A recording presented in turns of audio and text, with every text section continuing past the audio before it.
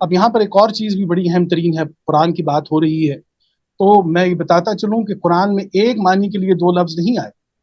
تو اب آپ یہ دیکھیے گا کہ کسی بھی چیز کو چلانے کے لیے، کسی چیز کو سنبھالنے کے لیے، اس کے اوپر عمل کرنے کے لیے قرآن میں دو لفظ آئے ہیں۔ ایک لفظ ہے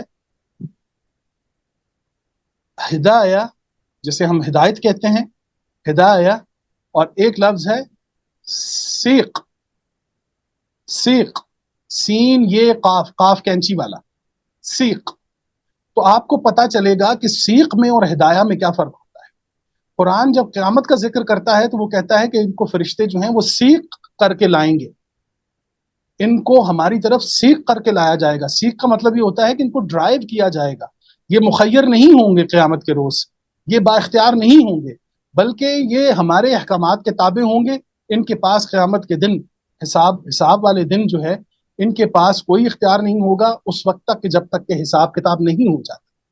تو جب کتاب، جو حساب کتاب کی کتاب ہے، جب تک وہ کلوز نہیں ہو جاتی اس ٹائم تک اب یہ اس فیز میں داخل ہو گئے ہیں یوم الحساب کے، کہ اس میں ان کو سیق کیا جائے گا، ان کو ڈرائیو کیا جائے گا۔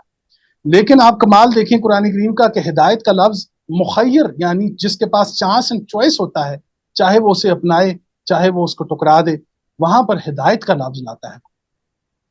انسان کے لیے اتنا شرف، اتنی عزت اور اتنا وقار شاید ہی کوئی کتاب دیتی ہو کہ وہ یہ بتاتا ہے کہ میں آپ کو ڈرائیو نہیں کرنا چاہتا، بلکہ میں آپ کو ڈرائیور دیکھنا چاہتا ہوں کہ آپ نے ایز اے ڈرائیور کیا کرنا ہے۔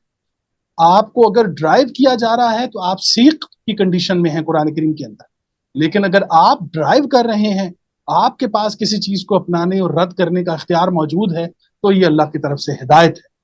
تو ہدایت جو ہوتی ہے اس کے اندر مجبوری نہیں ہوتی، ہدایت کے اندر کراہت نہیں ہوتی، ہدایت کے اندر نفرت نہیں ہوتی، ہدایت کے اندر کسی انسان کو مجبور نہیں کیا جاتا، ہدایت کے اندر کسی کے اوپر کوئی چیز تسلط نہیں کیا جاتا، مجبوراً کسی چیز کو کوئی منوایا نہیں جاتا، بلکہ ہدایت کے اندر تو اس کی اپنی قلبی اور روحانی جو خوشی ہے وہ شامل ہوتی۔ تو یہ ہدایت ہوتی۔